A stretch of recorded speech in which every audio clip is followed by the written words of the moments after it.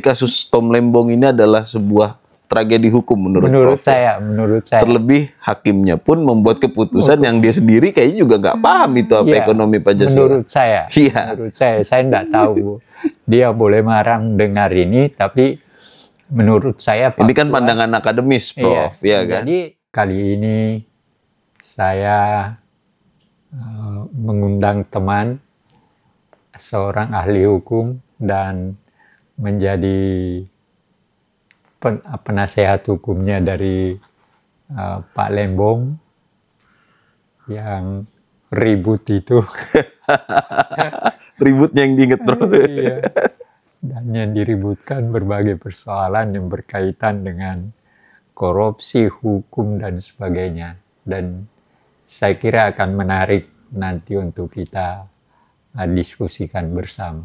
Baik, kalau begitu begini. Saya mengikuti betul yang namanya Republik ini merdeka. Dari awal, bahkan sebenarnya sebelumnya. Salah satu yang saya ada dalam pikiran saya itu adalah negeri ini di dalam undang-undang dasarnya diakui bahwa ini negara hukum.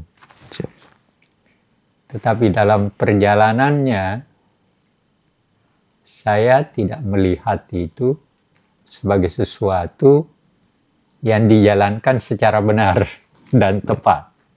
Menurut Anda gimana? Ya, terima kasih waktunya Prof. Dan terima kasih undangannya. Terima kasih kembali.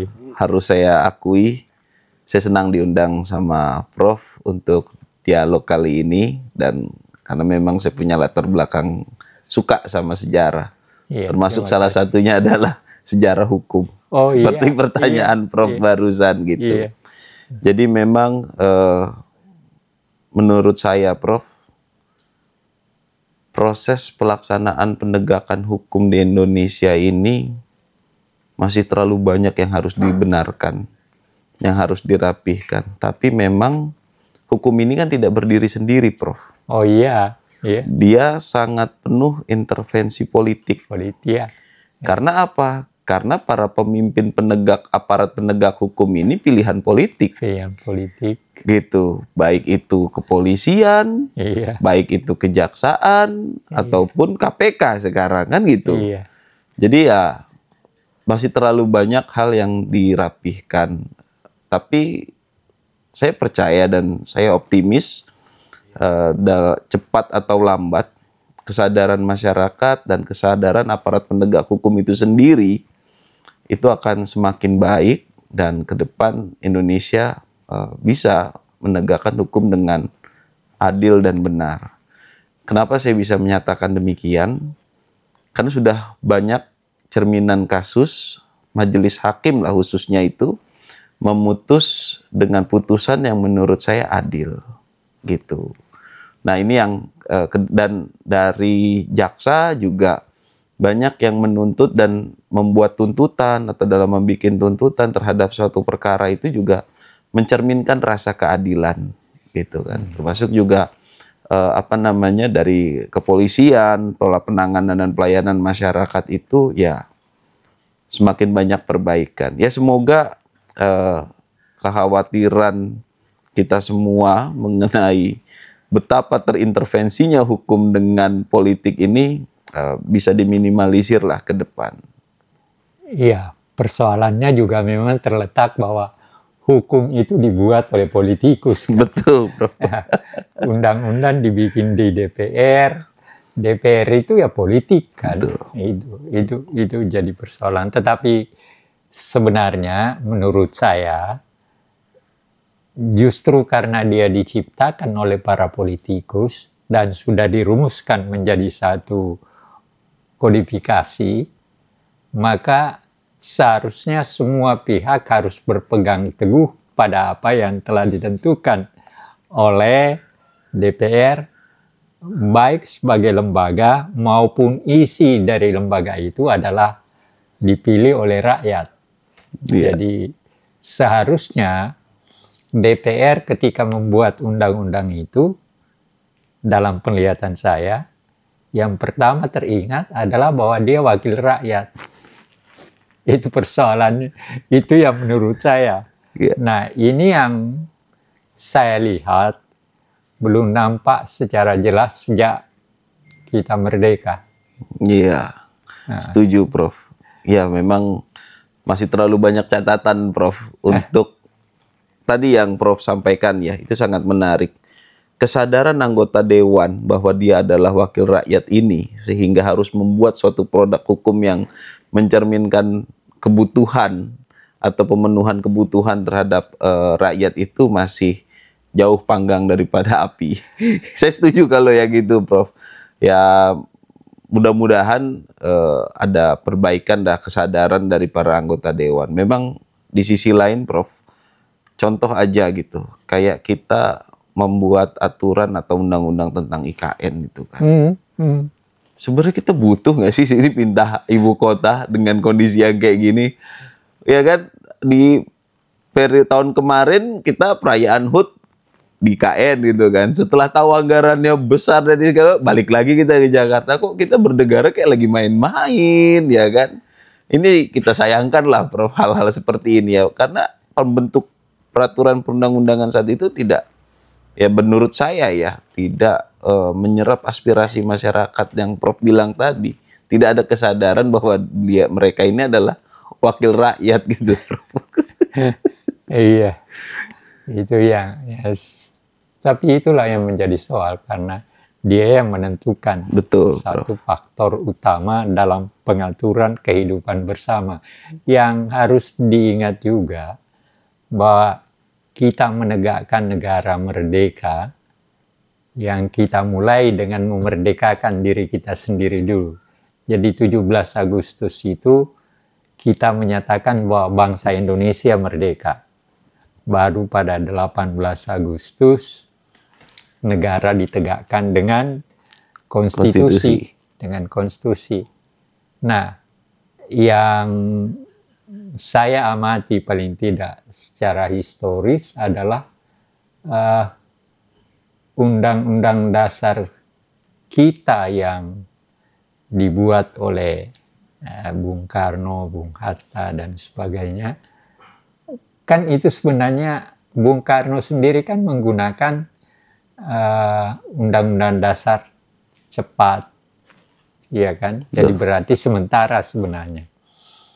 Nah, celakanya setelah kembali ke undang-undang dasar kan dari 50 sampai dengan 59 dekret presiden kembali ke undang-undang dasar yang pertama yang sekarang kita sebut sebagai Undang Dasar 45. Nah, persoalannya adalah ketika kita menggunakan kembali Undang-Undang Dasar yang pertama itu, sebenarnya motivasinya apa? Itu yang menurut saya, ya memang Bung Karno dan didukung oleh Nasution, bahkan Nasution itulah yang mengusulkan untuk kembali menggunakan Undang-Undang Dasar 45, yang sekarang disebut 45, yang dulu pertama. Nasution itu yang mengusulkan dengan alasan bahwa kita akan menggunakan undang-undang dasar itu untuk menyelesaikan persoalan yang kita hadapi. Ketika itu kan pemberontakan apa segala macam kan terjadi. Dan diharapkan oleh Nasution sebagai Kepala Staf Angkatan Darat dan sekaligus nanti Menteri Pertahanan, yang memberontak ini kan pejuang-pejuang juga. Makanya kalau kembali ke Undang-Undang Dasar 45 itu, maka kemungkinan untuk mereka juga akan kembali, tidak lagi merongrong Republik ini. Betul. Tapi faktanya tidak seperti itu juga. Artinya kenyataan Republik kita masih terus ada macam-macam peristiwa dan bahkan juga tidak sejalan dengan Undang-Undang Dasar itu sendiri. terlepas daripada saya tidak pernah tidak menghormati Bung Karno sebagai, tapi ketika Ruslan Abdul Ghani mengangkat dia sebagai presiden seumur hidup, menurut saya itu langkah yang benar-benar salah. Dalam pengertian, kita mau membangun sebuah negara demokratis berdasarkan undang-undang yang ada. Dan di dalam undang-undang dasar kita tidak ada istilah itu. Iya. Nah, terlepas daripada saya juga tidak sepakat dalam berbagai hal dengan tindakan Pak Harto, tetapi ketika dia diberikan Bapak Pembangunan, yang memberikan itu lembaga kan, lembaga MPR. Daripada andai kata dia menerima, ada usulan juga yang lain untuk mengangkat dia dengan memberikan gelar doktor honoris causa. Tapi dia nolak. Iya. Nah, tapi ketika Bapak Pembangunan, ada faktanya juga bahwa memang dia melakukan hal itu dan yang memberikan lembaga politik. Jadi buat saya, ya tidak apa-apalah, wajar aja. Tapi andai kata dia terima gelar doktor honoris causa seperti yang sekarang banyak orang memperolehnya, ya bagi saya lucu. Iya, iya. Prof, saya coba kembaliin tadi pertanyaan Prof di awal. Indonesia sebagai negara hukum, tapi proses penegakan hukumnya tidak berjalan dengan baik dan benar.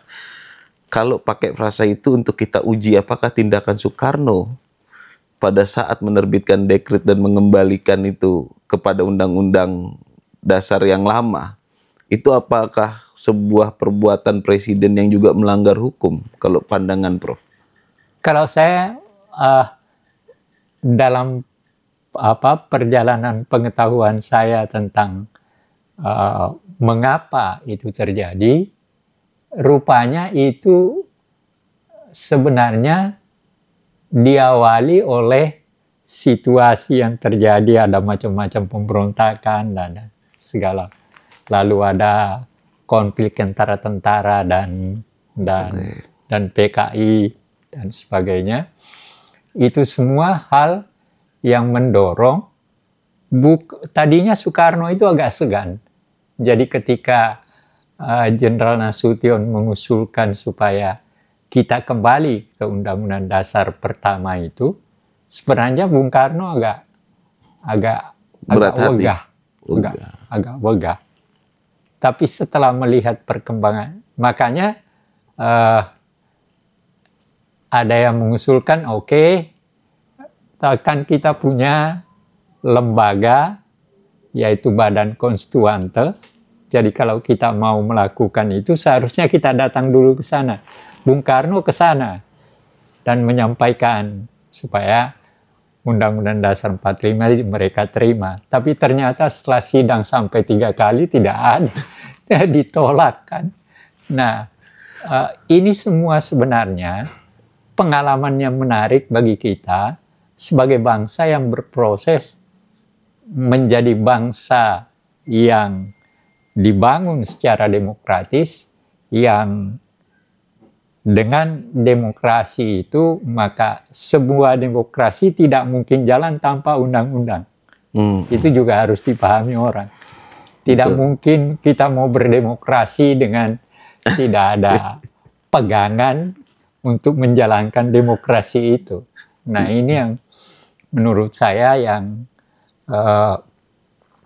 mengapa Nasution memberikan dukungan kepada Bung Karno, bahkan mengusulkan supaya dekret presiden itulah yang digunakan. Ada hal lucu, bukan lucu ya, jadi di dalam bukunya Saifuddin Zuhri, yang waktu itu adalah Menteri Agama, tapi sekaligus juga Sekretaris Jenderal Partai Nahdlatul Ulama. Nah, dalam buku itu dikatakan begini, satu malam saya ditelepon oleh Pak Idham Halid untuk datang ke rumah karena ada seorang jenderal sedang nunggu. Nah, maka setelah sembahyang katanya, maka agak tengah malam sekitar jam 12-an datanglah Saifuddin Zuhri. Ternyata yang nunggu di situ Pak Nasution.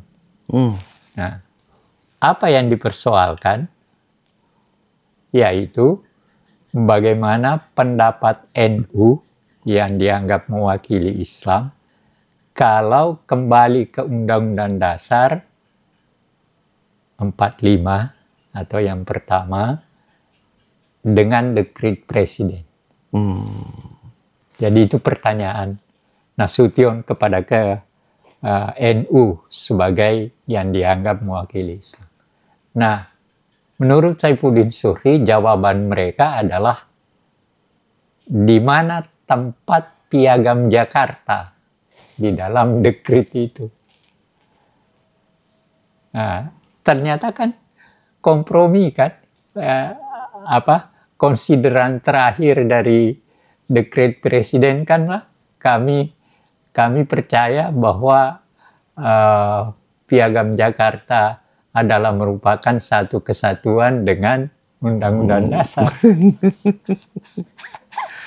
Tapi kalau dari sisi politik hukumnya, Prof, dengan kejadian itu tadi, dalam menerbitkan dekret itu sendiri berarti sudah mencoba, atau kan kita punya problem nih, anggota DPR tadi tidak merasa tidak bertindak mewakili rakyat. Sedangkan dalam untuk ngambil keputusan menerbitkan dekret untuk kembali ke Undang-Undang 45 tadi mencoba menanyakan kepada NU. Itu kan berarti tindakan itu tindakan yang patut diapresiasi, karena untuk menentukan kembali ke dekret atau tidak kan bagaimana masyarakat membutuhkannya. Nah, walaupun memang harus diakui, Anda lebih tahu dari saya, dekret itu kan sebenarnya hanya akan berlaku kalau ada yang mendukung. Kan persoalannya itu. Dan ternyata nah begini, ini yang sering juga dilupakan orang. Bung Karno itu 20 tahun presiden, tetapi sebenarnya sebagai pemimpin yang memimpin pemerintahan negara hanya sekitar 5-6 tahun. Yaitu tahun 60 sampai dengan 65. Ya, dan sebelumnya kan sistem pemerintahan kita parlementer. Jadi yang bertanggung jawab adalah partai-partai yang membentuk membentuk kabinetnya kan. Bukan Soekarno. Soekarno kan cuma menandatangani, setelah ditunjuk, lalu dia bentuk, lalu dia setuju, ya ganti lagi, dia lagi. Tapi baru pada tahun 60 setelah dekret itu, dia menjadi presiden sekaligus pemimpin pemerintahan. Dan berakhir sampai, ya sebenarnya 65 udah tidak punya apa-apa, tapi kan presidennya baru sampai 67 kan. Gitu. Nah, kalau kita melihat ke konteks kekinian, Prof, ke hari inilah, apakah pola-pola penyerapan aspirasi terhadap masyarakat, ya, terhadap masyarakat sebelum pemimpin ini mengambil keputusan itu juga terjadi, Prof, sepanjang pengamatan, Prof? Saya justru melihat itu tidak. Yang menjadi kesulitannya di mana, menurut saya? Partainya nggak ngerti rakyat. Oh. Partainya yang nggak ngerti rakyat ya? Saya berpendapat seperti itu. Kalau kita lihat pemilu misalnya, kan sebenarnya kalau pemilu yang akhir-akhir ini 3 kali pemilu itu sebenarnya dua-duanya rusak. Yang milih rusak, yang dipilih juga rusak. Nah, gimana tuh, Prof, rusaknya itu, Prof? Ya, kan sogok menyogok terjadi. Oke. Iya kan? Ya coba bayangkan, pemilu terakhir ada seorang tokoh yang mengadakan acara, lalu dia mau calonkan anaknya, nah dia bagi-bagi uang 50. Nah, baru dia bilang sama orang, pilih ya nanti anak saya ya, anaknya perempuan. Iya. Nah, lalu satu ketika dia ditanya, kenapa kok bagi? Apa dia bilang? Itu sedekah. Sedekah politik berarti, Bro. Artinya begini, menurut saya dia tidak ngerti. Iya. Ya, sedekah itu tangan kanan yang berikan, tangan kiri nggak boleh tahu. Nggak boleh melihat. Nggak boleh melihat, nggak tahu. Tapi kenapa sedekah di depan TV? Mungkin untuk jadi uswah, Prof. Ya, biar yang lain juga bisa meniru. Karena sedekahnya harus diupload ini di sosmed. Iya, saya kira ya. Tapi apa yang kita bicarakan sebenarnya, menurut saya, ini bukan hanya persoalan siapa yang nggak ngerti hukum. Tapi persoalan lebih besar dari itu adalah bahwa para pemimpin dan masyarakatnya belum memahami bagaimana seharusnya kita bernegara hukum. Iya. Nah, sepengamatan Prof, memang seharusnya bernegara hukum itu gimana, Prof? Ya, semua aturan yang dikerjakan yang sudah dihasilkan ya harus dijalankan. Okay. Iya kan? Ya seperti KPK misalnya, dia harus nangkap semua koruptor. Tidak perlu presiden teriak, kembalikan uang, saudara-saudara yang korup, kembalikan dong uangnya. Nggak mungkin ada koruptor mau mengembalikan duitnya yang sudah di kantong dia. Tapi di kasus korupsi haji itu travel yang katanya nerima keuntungan itu pada balikin tuh, Prof. Iya. Udah pada ketakutan itu Prof. Karena persoalannya ketakutan. Dan bagi saya bukan pada persoalan itu. Moralitasnya yang nggak ada. Oke. Dalam pengertian agama, walaupun dia kembalikan uangnya, tapi moralitas islaminya nggak ada. Oke. Itulah harkat tertinggi dari hukum itu sendiri. Iya, ya. Iya. Kalau dia punya moral, dia tidak akan menerima itu. Sejak awal dia akan menolak. Tapi setelah terjadi keributan, dia kembalikan duitnya. Moralitasnya di mana? Moralitas islaminya. Artinya dia menerima kan sebenarnya. Dia korupsi dengan itu. Iya. Iya kan? Iya. Tapi setelah ribut, baru dia kembalikan seakan-akan dia mau jujur. Nggak ada kejujuran di situ. Itu yang ada ketakutan. Ketakutan. Prof, itu kan konteksnya KPK terkait korupsi haji. Kita sudah bicara tentang bagaimana penegakan hukum tadi semua di depan, Prof. Kalau pandangan Prof, ketika ada seorang warga negara dituduh korupsi tapi dia tidak terbukti, katakanlah di sini kasusnya Pak Tom Lembong lah, Prof. Apalagi sampai dinyatakan melanggar ekonomi Pancasila. Ya, justru saya akan bertanya kepada hakimnya apa yang dia maksud dengan ekonomi Pancasila. Nah itu kalau penjelasan secara teoritis, Prof, ekonomi Pancasila itu sendiri gimana sih, Prof? Saya sendiri sampai sekarang tidak ada yang berani memberikan definisi. Apa yang dimaksud? Selama Soeharto berkuasa kan demokrasi Pancasila, lalu tentu saja dikaitkan dengan seakan-akan itu ekonomi Pancasila. Tapi selama Soeharto kan korupsinya juga tinggi. Kan persoalannya itu, apakah itu ekonomi Pancasila? Nah, kan makanya saya agak kaget ketika hakim menggunakan istilah itu. Karena saya pastikan bahwa dia sendiri nggak ngerti. Dia cuma ceplos saja. Asbun aja gitu, Bro. Iya. Oh. Dan saya tidak yakin kalau dia mengerti apa yang dia maksud dengan ekonomi Pancasila itu dikaitkan dengan yang dituduh korupsi. Iya, apakah Lembong korupsi dikaitkan dengan ekonomi Pancasila. Apa korelasinya? Apa korelasinya kan? Itu yang betul-betul saya kebetulan saya mengikuti betul karena saya menganggap ini sesuatu peristiwa yang cukup penting dalam pengertian hukum. Tiba-tiba muncul istilah itu, saya agak heran kenapa ketua hakimnya berani menggunakan istilah yang belum tentu dia sendiri ngerti. Ekonomi Pancasila. Ekonomi Pancasila. Oke, Prof. Kalau pandangan Prof berarti tadi ya hakim tidak belum tentu tahu. Belum tentu tahu mengenai Pancasila. Ekonomi Pancasila itu yang pertama kali merumuskan itu Pak Emil Salim. Oke. Ada memang tulisan kecil yang menggunakan ekonomi Pancasila. Pak Emil Salim. Kalau waktu tahun 60-an.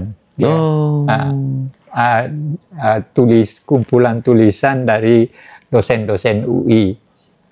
Ada Wijoyo Nitisastro, ada Fuad Hasan, ada. Nah, salah satu yang menulis ekonomi Pancasila itu dan untuk pertama kali digunakan adalah Emil Salim. Ada bukunya, saya tidak tahu kemana tuh. Bukunya kecil tapi. Nah, sepengamatan Prof kalau gitu dalam konteks kasus Pak Tom Lembong, Prof. Dia dituduh korupsi, dikatakan melanggar ekonomi Pancasila, padahal dia tidak terima Rp1 pun dan dia tidak membuat orang lain menerima Rp1 secara melawan hukum. Iya. Terlebih Prof juga ngikutin. Apa pendapat Prof tentang artinya, kasus Pak Tom? Bagi saya aneh aja. Artinya kalau dari segi jaksanya sendiri kan tidak seperti itu kan. Kan begitu. Tiba-tiba hakimnya yang mengambil keputusan yang berbeda. Saya nggak ngerti sebagai seorang yang non pengetahuan hukum tapi hanya mengikuti. Bagi saya tragedi sebenarnya dalam pengertian negara hukum. Iya. Tom Lembong ditangkap dengan segala tuduhan itu, menurut saya, apalagi setelah hampir dihukum, bagi saya tragedi hukum dengan menggunakan istilah yang belum tentu yang menggunakannya ngerti apa yang dia maksud. Ini adalah sebuah tragedi hukum. Menurut saya. Jadi kasus Tom Lembong ini adalah sebuah tragedi hukum menurut saya. Terlebih hakimnya pun membuat keputusan yang dia sendiri kayaknya juga nggak paham itu apa ekonomi Pancasila. Menurut saya tidak tahu. Dia boleh marah dengar ini, tapi menurut saya ini kan pandangan akademis, Prof. Ya kan? Jadi dan saya tahu benar bahwa orang pertama yang menggunakan istilah ekonomi Pancasila itu Emil Salim. Kira-kira majelis hakim tahu nggak ya, Bro? Saya belum tentu, soalnya bukunya kecil. Bukunya kecil dan belum tentu ada yang pernah baca. Di antara baik jaksa maupun hakimnya. Belum tentu. Tapi saya berharap mudah-mudahan mereka baca. Sehingga dengan menggunakan istilah itu dia ngerti gitu. Mudah-mudahan ya. Mudah-mudahan. Iya. Karena memang gini, Prof, sepanjang perjalanan kasus baik dari tingkat penyidikan, penuntutan ya kan sampai keputusan, baru di putusan aja itu toto muncul ekonomi Pancasila terhadap Tom Lembong gitu kan. Iya. Gitu kan. Saya rasa untung aja Pak Tom juga nggak serangan jantung waktu dengernya itu kan. Nah, katanya kan melanggar ekonomi Pancasila ya kan, lebih mengutamakan ekonomi kapitalis daripada ekonomi Pancasila. Waduh, bilang kan. Dia hakimnya artinya nggak ngerti perkembangan yang terjadi di tengah masyarakat kita. Iya. Ekonomi yang terjadi di Indonesia kan ekonomi kapitalistik. Kalau mau jujur. Iya. Kan ekonomi kapitalistis yang terjadi sekarang. Iya. Kalau orang mau jujur melihat kenyataan yang ada. Dan Dan sebenarnya bukan, Soekarno itu memang anti Barat, anti demokrasi Barat. Makanya dan itu sudah dimulai sejak tahun 33 di bawah buku gedenya, di bawah bendera revolusi itu. Tahun 33 dia menulis 2 artikel yang meminta agar supaya kita jangan menggunakan demokrasi Barat. Karena demokrasi Barat, demokrasi liberal itu lebih mementingkan demokrasi politik dan mengabaikan demokrasi ekonomi. Itu. Dan itu sebenarnya diulangi dalam 1 Juni Pancasila. Iya. Lahirnya Pancasila oleh Soekarno diulangi lagi pendapatnya tentang itu. Makanya ya di situ memang terjadi bahwa ketika antara tahun 49 bahkan sampai dari sejak awal kita merdeka sampai dengan 59 dekret presiden, Bung Karno sebagai presiden itu sebenarnya dalam keadaan terjepit.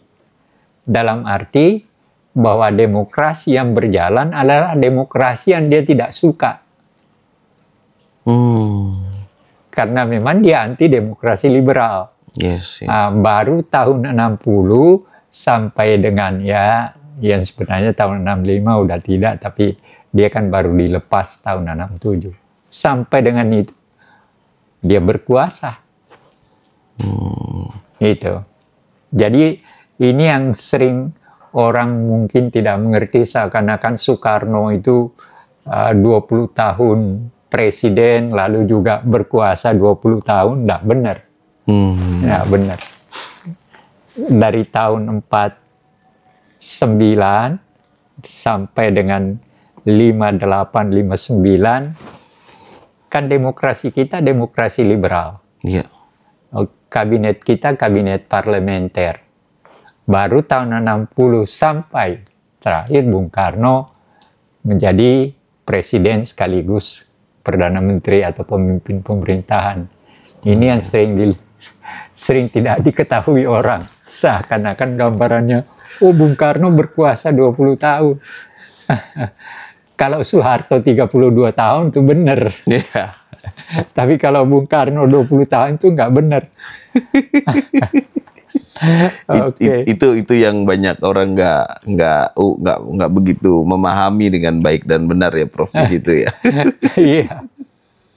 Prof, kalau kita bicara lagi dalam konteks penegakan hukum, Prof. Tadi Prof udah banyak bercerita ya kan, dan udah memberikan pendapat juga terkait kasus Pak Tom. Tapi sebenarnya Prof, apakah pernah kasus korupsi ini jadi alat politisi dalam memukul lawan, Prof, dalam catatan sejarah kita, Prof? Ya, yang terjadi ya permainan politik. Tapi saya, sepanjang yang saya ketahui,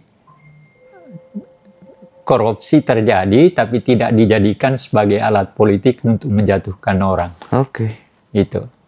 Nah, baru Lembong yang kena.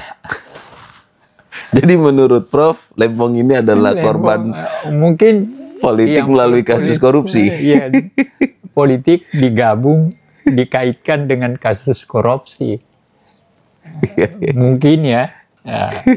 Mungkin orang lain bisa berpendapat yang lain, tapi dan saya terus terang saya tidak, Anda tahu saya nggak kenal Pak Lembong, tapi Lembong yang lain yang apa masih bersaudara atau sepupuan? Sepupuan sepertinya. Sepupuan. Iya. Nah, kalau Lembong sepupunya itu dia pernah memberikan saya penghargaan Nabil Award. Oke. Yang KPK, yang kena mau KPK, katanya mau nanya Pak Zaid. Iya, KPK mau diapain? Enggak, yang mau masuk KPK itu loh dua kali. Oh iya. Okay. Enggak, saya orang ketika ini saya pernah ikut dalam seleksi untuk KPK. Iya. Tapi ada yang mengatakan, nah, ngapain Anhar ikut, lalu dia nggak tahu hukum, dia kan orang sejarah. Ya udah. Jadi saya lolos dalam yang kedua kali. Nah, setelah yang ketiga kali ada yang motong karena alasannya, Anhar kan nggak tahu hukum. Anhar kan orang sejarah. Ya udah, saya nggak apa-apa kok. Saya melamar karena saya mau berbuat baik bagi Republik ini. Orang nggak setuju, ya udah. Iya. Tapi catatan Prof apa, Prof? Terhadap artinya KPK sekarang beda dengan KPK zaman yang pertama dan kemudian terakhir dengan Abraham Samad. Ya. Setelah itu, apalagi salah seorang ketuanya malah berkaitan dengan korupsi bersama Menteri Pertanian kan. Nah, yang aneh bagi saya, Firly, Menteri Pertaniannya sudah dipenjara, Firly-nya nggak tahu ada di mana sekarang. Nah, jadi gimana itu, Prof? Kalau bisa kejadian kayak seperti itu, Prof? Iya, itu nggak tahu polisinya gimana, jaksa agungnya gimana. Kan harusnya itu kan mereka harus jaksa agung, kejaksaan dan kepolisian. Iya. Kalau itu terus terjadi, dalam arti kata ini tidak ada keputusan tentang Firly, ya menunjukkan lagi betapa hukum kita tidak berfungsi. Ada fakta lagi yang menunjukkan bahwa hukum kita memang tidak berjalan sebagaimana seharusnya. Seorang sudah masuk penjara udah hampir 2 tahun atau sudah lebih. Iya, lebih. Sementara yang dituduh tetap tidak, entah, kita nggak tahu ada di mana sekarang. Iya. Ya. Jadi pemberi suapnya ada, penerimanya nggak ada. Nah, persoalan hukumnya adalah, menurut saya, orang akan mempertanyakan lagi hukum kita kemana. Iya. Itu pertanyaan utamanya memang, Bro. Entah siapa yang akan menjawab tadi itu. Ya, kalau saya paling tidak ya, polisi sama jaksa agung, Mahkamah Agung harus menjawabnya. Iya. Kalau enggak ya siapa lagi? Rakyat? Rakyat yang tidak punya apa-apa disuruh jawab yang bener aja. Mudah-mudahan bisa segera terjawab oleh 3 lembaga itu, Prof. Dan saya teringat waktu itu kepala polisinya Jakarta, Pak siapa yang sekarang masuk ke pusat, dia katakan tunggu 2 bulan lagi akan selesai. Dia dipindah, tidak selesai juga. Jadi betapa proses penegakan hukum ini penuh sekali dengan intervensi politiknya, Bro. Iya, ya, tapi itulah. Dan kalau itu terus terjadi, ya pertanyaan utamanya, kapan negara ini menjadi negara hukum? Iya. Pertanyaan besar semua. Iya. Oke. Ya, mengaku kiai, mengaku ada pesantrennya dan sebagainya. Ya. Jadi semacam pembohongan kepada masyarakat dan sebenarnya kalau pembohongan itu berkembang terus berbahaya juga kan.